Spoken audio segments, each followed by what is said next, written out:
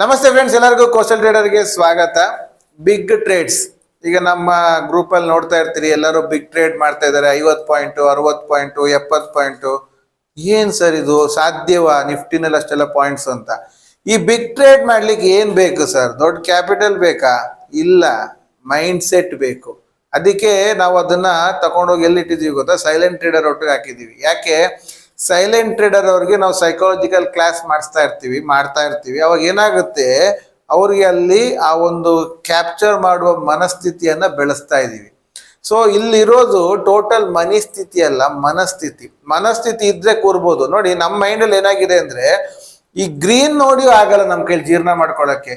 ಈಗ ರೆಡ್ ಆಗ್ತಾ ಇರ್ತದೆ ಸ್ಟಾಪ್ ಲಾಸ್. ಸರ್ ನಾ ಸ್ಟಾಪ್ ಲಾಸ್ ಕೊಡ್ಬೇಕಾದ್ರೆ 50 ಪಾಯಿಂಟ್ 60 ಪಾಯಿಂಟ್ ಎಲ್ಲ ಕೊಡ್ತೀನಿ ಸರ್, ಟಾರ್ಗೆಟ್ ತಗೊಳಕ್ಕಾಗಲ್ಲ ಅಂದ್ರೆ ಕಾರಣ ಇಷ್ಟೇ. ಸ್ಟಾಪ್ ಲಾಸ್ ಎಲ್ಲಿಡ್ಬೇಕಂತ ಗೊತ್ತಿಲ್ಲದೆ ಕನ್ಫ್ಯೂಸ್ ಆಗಿ ಬಿಟ್ಟಿರೋದು ನಾವು. ನಮಗೆ ಗೊತ್ತಿದ್ ಬಿಟ್ಟಿರೋದಲ್ಲ, ಅದು ಏನ್ ಮಾಡ್ಬೇಕಂತ ತೋಚದೆ ಬ್ಲ್ಯಾಂಕ್ ಆಗಿ ಬಿಟ್ಟಿರೋದು. ಆದ್ರೆ ಅದೇ ಪ್ರಾಫಿಟ್ ನೋಡಿದಾಗ ಉಂಟಲ್ಲ, ನಮ್ಮ ಮನಸ್ಸಿಗೆ ಬಂದ್ಬಿಡುತ್ತೆ ಸಾಕು ಸಾಕು ಸಾಕು ಸಾಕು ಅಂತ, ಪಟ್ ಅಂತ ಎಕ್ಸಿಟ್ ಹೊಟ್ಬಿಡ್ತೀವಿ. ಕರೆಕ್ಟ್ ಅಲ್ವಾ? ಸೊ ಈ ಡಿಫ್ರೆನ್ಸಿಯೇಷನ್ ಕರೆಕ್ಟ್ ಆಗಿ ಅರ್ಥ ಮಾಡ್ಕೊಂಡ್ರೆ ನಮ್ಗೆ ಕ್ಲಿಯರ್ ಆಗಿ ಗೊತ್ತಾಗುತ್ತೆ, ಇದರಲ್ಲಿ ಮನಿ ಸ್ಥಿತಿ ಅಲ್ಲ, ಮನಸ್ಥಿತಿ ಚೆನ್ನಾಗಿರ್ಬೇಕು ಅಂತ. ಹಂಗಾದ್ರೆ ಮನಸ್ಥಿತಿ ಚೆನ್ನಾಗಿರ್ಬೇಕಂದ್ರೆ ನಾವು ಹೇಗಿರ್ಬೇಕು, ಹೇಗ್ ಪ್ರಿಪೇರ್ ಆಗಿರ್ಬೇಕು, ಅದನ್ನ ಹೇಗೆ ಕ್ಯಾಪ್ಚರ್ ಮಾಡ್ಲಿಕ್ಕೆ ರೆಡಿ ಇರಬೇಕು ಅನ್ನೋ ಒಂದು ಸಂಕ್ಷಿಪ್ತವಾದ ಮಾಹಿತಿಯನ್ನ ನಿಮ್ಗೆ ಕೊಡುವಂತಹ ವಿಡಿಯೋ ಇದು. ಸೊ ಕೊನೆವರೆಗೆ ಮಿಸ್ ಮಾಡದೆ ನೋಡಿ. ನಿಮಗೂ ದೊಡ್ಡ ಟ್ರೇಡ್ಗಳನ್ನ ಹಿಡಿಬೇಕು ಅನ್ನೋ ಡ್ರೀಮ್ ಇತ್ತಂದ್ರೆ ಈ ವಿಡಿಯೋ ನಿಮ್ಗೆ 100% ಯೂಸ್ ಆಗುತ್ತೆ. ಯಾಕೆಂದ್ರೆ ನೀವು ಒಳಗಿಂದ ತಯಾರಾಗ್ತೀರಿ. ಒಳಗಿಂದ ಯಾವಾಗ ತಯಾರಾಗ್ತೀವೋ ಅದೆಲ್ಲ ನಾರ್ಮಲ್ ಬಂದೇ ಬರುತ್ತೆ, ಏನು ಪ್ರಾಬ್ಲಮ್ ಇರಲ್ಲ, ಅದು ಬರುತ್ತೆ. ಸೊ ಅದು ಏನಾಗುತ್ತೆ ಅನ್ನೋದನ್ನ ನಾವು ಎಕ್ಸ್ಪ್ಲೈನ್ ಮಾಡೋಣ. ಬನ್ನಿ ವಿಡಿಯೋದಲ್ಲಿ ನೋಡುವ. ಒಂದೇ ಒಂದು request, as usual like, subscription, ನಿಮ್ಮ ಫ್ರೆಂಡ್ಸ್ ಒಟ್ಟಿಗೆ ಶೇರ್, ಇದನ್ನ ಮಿಸ್ ಮಾಡದೆ ಮಾಡಿ. ಓಕೆನಾ? ನಾನು ಇನ್ಫಾರ್ಮೇಶನ್ ಕೊಡೋದನ್ನ ಮಿಸ್ ಮಾಡದೆ ಕೊಡ್ತಾ ಹೋಗ್ತೀನಿ. ಸೊ ಬನ್ನಿ ಫ್ರೆಂಡ್ಸ್, ಈಗ ನಾವು ವಿಡಿಯೋದಲ್ಲಿ ನೋಡೋದು ಏನಂತ ಹೇಳಿದ್ರೆ, ಬಿಗ್ ಟ್ರೇಡ್ ಅಂದ್ರೆ ನಾವೀಗ ಏನ್ ಇಟ್ಕೊಂಡಿದೀವಿ, ಈಗ 50 ಪಾಯಿಂಟ್ ಅಂತ ಇಟ್ಕೊಂಡಿದೀವಿ. ಈಗ 50 ಪಾಯಿಂಟ್ ಬಿಗ್ ಅಂದ್ರೆ ಅಲ್ಲ ಸರ, 100 ಪಾಯಿಂಟ್ ಹೋಗುತ್ತೆ, 150 ಪಾಯಿಂಟ್ ಹೋಗುತ್ತೆ, ಇಲ್ಲ ಮಾರ್ಕೆಟ್ ಅವತ್ತು 200 ಪಾಯಿಂಟ್ ಹೋಗಿದ್ದು ಉಂಟು. ಹಂಗಾರೆ ಅದು ಮುಂದ್ಗಡೆ 50 ಪಾಯಿಂಟ್ ದೊಡ್ಡದ ಅಂದ್ರೆ ಯಾರನ್ನೊಟ್ಟು ಕಂಪೇರ್ ಮಾಡ್ತಾ ಇದೀವಿ?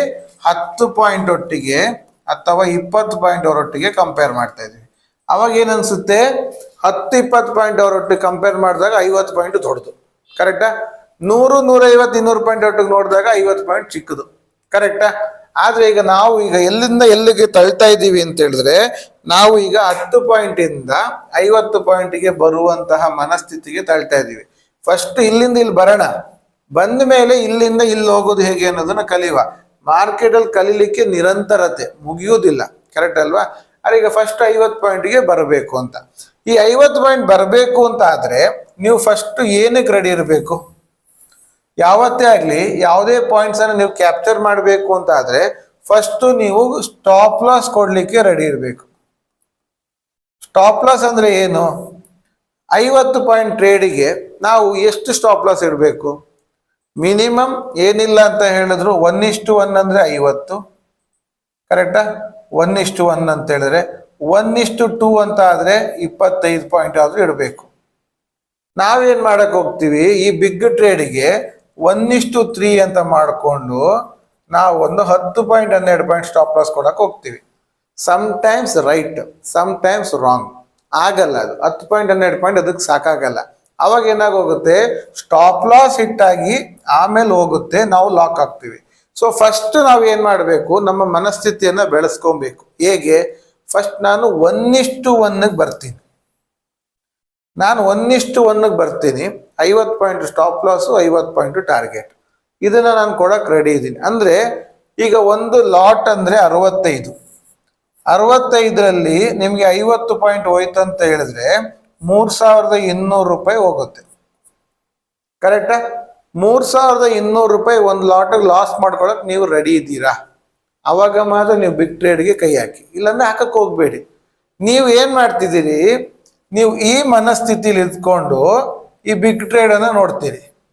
ಆ ಮನಸ್ಥಿತಿಗೆ ಬರ್ಬೇಕಂದ್ರೆ ನೀವು ಎಲ್ಲಿ ಬೈ ಮಾಡಬೇಕು? ಲೋನ್ ಅಲ್ಲಿ ಬೈ ಮಾಡಬೇಕು. ಕರೆಕ್ಟಾ? ಲೋನ್ ಅಲ್ಲಿ ಬೈ ಮಾಡಿದ್ರೆ ನಾವು 1:3ಗೆ 10 ಪಾಯಿಂಟ್ ಯಾಕೆ ಸರ್, ಖಾಲಿ 2 ಪಾಯಿಂಟ್ ಸಾಕಾಗುತ್ತಲ್ವಾ? ಯೂಟರ್ನ್ ನೋಡಿಯೋ ಜಾಗದಲ್ಲಿ ಕರೆಕ್ಟಾಗಿ ಕೂತ್ವಿ ಅಂದ್ರೆ 2 ಪಾಯಿಂಟ್ ಸ್ಟಾಪ್ ಲಾಸ್ ಸಾಕಾಗುತ್ತೆ. ಆದ್ರೆ ಆ ಜಾಗವನ್ನ ನೀವು ಕರೆಕ್ಟಾಗಿ ಕಂಡು ಹಿಡಿದ್ರು ನೀವು ಕೂತ್ರು ಸಹ ಅವನ್ ಏನ್ ಮಾಡ್ತಾನೆ, ಇಲ್ಲಿ ತಕೊಂಡ್ರಿ ಅಂತ ಇಟ್ಕೊಳ್ಳೋಣ ಉದಾಹರಣೆಗೆ. ಈಗ ಇದನ್ನು ಕ್ಲಿಯರ್ ಮಾಡೋಣ. ಇದು ನೀವು ಒಂದು ಲೈನ್ ಹಾಕಿದ್ದೀರಿ, ಇದು 100 ರೂಪಾಯಿ. ನೀವು ಇಲ್ಲಿ ಬಂದಾಗ ಎಂಟ್ರಿ ಹಾಕ್ಬೇಕು ಅಂತ ಎಂಟ್ರಿ ಆಗಿದ್ರಿ, ಇದು ಲೋಯೆಸ್ಟ್ ಪಾಯಿಂಟ್. ಸೊ ಎಂಟ್ರಿ ಹಾಕ್ತೀರಿ, ಕರೆಕ್ಟಾ? ಎಂಟ್ರಿ ಆದ್ರಿ. ನಿಮ್ಮ ಎಕ್ಸ್ಪೆಕ್ಟೇಷನ್ 150 ರೂಪಾಯಿ ಇದೆ, ಸರಿ. ಆದ್ರೆ ಏನಾಗುತ್ತೆ, ಮಾರ್ಕೆಟು ಇಲ್ಲಿ 100 ರೂಪಾಯಿಲಿ ಎಂಟ್ರಿ ಆದವನು ಹಿಂಗೆ 100, 105, 106, 95, 96 ಈಗ ಹಿಂಗೆ ಓಡಾಡ್ತಿರ್ತಾನೆ ಹಿಂಗೆ. ಸೊ ಹಿಂಗೆ ಓಡಾಡ್ತಿರ್ಬೇಕಾದ್ರೆ ಏನಾಗುತ್ತೆ, ನಿಮಗೆ ಅಲ್ಲಿ ಒಂದ್ಸಲಿ 100 ದಾಟಿ ಬಂದಿರ್ತಾನೆ, ಒಂದ್ಸಲಿ 100 ದಾಟಿ ಹೋಗಿರ್ತಾನೆ. ಯಾವತ್ತು ಲೋನ್ ಅಲ್ಲಿ ಏನ್ ಮಾಡ್ತಿರ್ತಾರೆ, ಲೋನ್ ಅಲ್ಲಿ ಬೇಸ್ ಮಾಡ್ತಾ ಇರ್ತಾರೆ, ಲೋನ್ ಅಲ್ಲಿ ಬೇಸ್ ಮಾಡ್ತಾ ಇರ್ತಾರೆ. ನಮ್ಗೆ ಲೋನ್ ಅಲ್ಲಿ ತಗೊಳಕ್ ಆಸೆ, ಆದ್ರೆ ಬೇಸಲ್ಲಿ ಕೂತ್ಕೊಳಕ್ ಆಗಲ್ಲ. ಸತ್ಯವಾಗ್ಲೂ ಬೇಸಲ್ಲಿ ಕೂತ್ಕೊಳಕ್ ಆಗಲ್ಲ. ಅದು ನಿಮ್ಮನ್ನ ಟೆಂಪ್ಟೇಷನ್ ಜಾಸ್ತಿ ಮಾಡ್ತದೆ, ಮೈಂಡ್ ಅನ್ನ ಫುಲ್ ಡಿಸ್ಟರ್ಬ್ ಮಾಡುತ್ತೆ, ಕೂತ್ಕೊಳಕ್ ಬಿಡಲ್ಲ, ನರ್ವಸ್ನೆಸ್ ಶುರು ಆಗುತ್ತೆ. ಅದು ನೀವು ಪ್ರಾಕ್ಟಿಕಲ್ ಅನುಭವಿಸಿದವ್ರು ಗೊತ್ತಿರುತ್ತೆ, ಕರೆಕ್ಟಾ? ಆ ಲೋನ್ ತಗೊಂಡ್ಬಿಟ್ವಾ, ಹೋಗುತ್ತೆ ಗೊತ್ತಿದೆ, 150 ಹೋಗುತ್ತೆ ಗೊತ್ತಿದೆ, 100ಕ್ಕೆ ತಗೊಂಡಿದ್ದು ಒಳ್ಳೆ ರೇಟು, ಕರೆಕ್ಟ್ ಗೊತ್ತಿದೆ.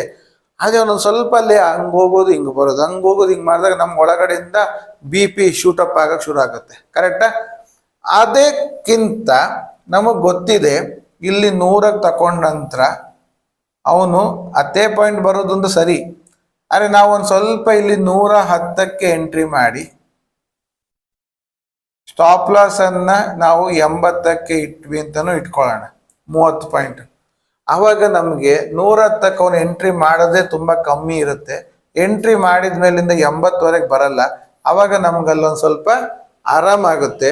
ನಾವು ಇಲ್ಲೊಂದು 40 ಪಾಯಿಂಟ್ವರೆಗೆ ಹಿಡಿಲಿಕ್ಕೆ ಈಸಿಯಾಗಿ ಕೂತ್ಕೊಳ್ತೀವಿ. ಯಾಕೆಂದ್ರೆ ಲೋನಲ್ಲಿ ಎಂಟ್ರಿ ಆದ್ಮೇಲಿಂದ ಅವ್ನು ಪಕ್ಕಕ್ಕೆ ಆ ಕಡೆ ಬರ್ದೆ ನಮ್ಮ P&L ಗ್ರೀನ್ ತೋರಿಸ್ತಾ ಇದ್ರೆ ನಾವು ಕೂತ್ಕೊಳ್ತೀವಿ. ಯಾರು ಕೂತ್ಕೊಳ್ತಾರೆ ಈಗೇನು ಪ್ರಶ್ನೆ ಇದೆ, ಕೂತ್ಕೊಳಕ್ ಇರೋವರೆಗೂ ಮನಸ್ಥಿತಿ ಕರೆಕ್ಟ್ ಇರಬೇಕು. ಈ ಗ್ರೀನ್ ನೋಡಿದಾಗಲೇ ನಮಗೆ ಪ್ರಾಬ್ಲಮ್ ಆಗೋದು. ಈ ಗ್ರೀನ್ ಕಲರ್ ಅಲ್ಲಿ, ರೆಡ್ ಅಲ್ಲಿ ಇದ್ರೆ ಕೂತ್ಕೊಳ್ತೀವಿ. ಲಾಸ್ ಎಷ್ಟು ಬೇಕಾದ್ರೆ ಇರಲಿ, 2000 ರೂಪಾಯಿ ಲಾಸ್ ಇರಲಿ, 3000 ರೂಪಾಯಿ ಲಾಸ್ ಇರಲಿ, ನಾವು ಕೂತ್ಕೊಳ್ತೀವಿ. ಪ್ಲಸ್ 1000 ಆದ್ರೆ ಸಾಕು, ಗ್ರೀನ್ ಅಲ್ಲಿ ನಮ್ಗೆ ಸಾಕು ಸಾಕು ಬಿಟ್ಬಿಡೋಣ ಅಂತ. ಯಾಕದು ಬರುತ್ತೆ? ಕಾರಣ ನಿಮ್ಮ ಪಾಸ್ಟ್ ಹಿಸ್ಟ್ರಿ, ನಿಮ್ಮ ಹಳೆಯ ನೆನಪುಗಳು. ಹಳೆ ನೆನಪುಗಳು ನಿಮ್ಮನ್ನ ಡಿಸ್ಟರ್ಬ್ ಮಾಡುತ್ತೆ. ಏನ್ ಹಳೆ ನೆನಪುಗಳು? ನೀವು ಮಾಡ್ಕೊಂಡಿರುವ ಲಾಸ್ಗಳು. ನೀವು ಮಾಡ್ಕೊಂಡಿರೋ ಲಾಸ್ ನಿಮ್ಗೆ ನೆನಪು ಮಾಡಿಸಿ ನಿಮ್ಮನ್ನ ಹೊರಗೆ ಬರುವ ಹಾಗೆ ಪುಷ್ ಮಾಡ್ತಾ ಇರುತ್ತೆ. ಸಾಕು, ತಿರ್ಗಾ ಲಾಸ್ ಮಾಡ್ಕೊಂಬೇಡ, ಬಂದಿದ್ದನ್ನು ಉಳಿಸ್ಕೋ, ಲಾಸ್ ಮಾಡ್ಕೊಂಬೇಡ, ಬಂದಿದ್ದು ಉಳಿಸು ಅಂತ ಪುಷ್ ಮಾಡುತ್ತೆ. ಆ ಪುಷ್ ಮಾಡೋದ್ರಿಂದಾಗ ನಾವೇನ್ ಮಾಡ್ತೀವಿ, ನಮ್ಮ ಪಾಸ್ಟ್ ಹಿಸ್ಟ್ರಿಯಿಂದ ಈ ಪ್ಲಸ್ 10,000 ಬರ್ತಿದ್ದಂಗೆನೆ ನಾವು ಎಕ್ಸಿಟ್ ಮಾಡಕ್ ಹೋಗ್ತೀವಿ, ಅಥವಾ ನಮ್ಮ ಟ್ರೈಲಿಂಗ್ ಸ್ಟಾಪ್ ಲಾಸ್ ಅನ್ನ ಮುಂದೆ ತಂದು ಏನೋ ಮಾಡಕ್ ಹೋಗ್ತೀವಿ. ಅದೇನ್ ಮಾಡುತ್ತೆ, ಹಿಟ್ ಮಾಡಿ ಮತ್ತೆ ಅದು ಮೇಲೆ ಹೋಗ್ಬೋದು. ಅವಾಗ ನಾವು ಲಾಕ್ ಆಗ್ತೀವಿ. ಸೊ ಬಿಗ್ ಟ್ರೇಡ್ ಇಟ್ಕೊಬೇಕಂದ್ರೆ ನೀವು ಎಲ್ಲದಕ್ಕೂ ಪ್ಲಾನ್ ಇರಬೇಕು. ಒಂದು ಸ್ಟಾಪ್ ಲಾಸು ಇಲ್ಲ ಟಾರ್ಗೆಟ್, ಮಧ್ಯದಲ್ಲಿ ಕೈ ಹಾಕಲ್ಲ. ಎಂಟ್ರಿ ಪಾಯಿಂಟ್ ನಾನು ಇದೇ ಜಾಗಕ್ಕೆ ಮಾಡ್ತೀನಿ, ನಾನು ಫ್ಲೆಕ್ಚುವಲ್ ಆಗಲ್ಲ.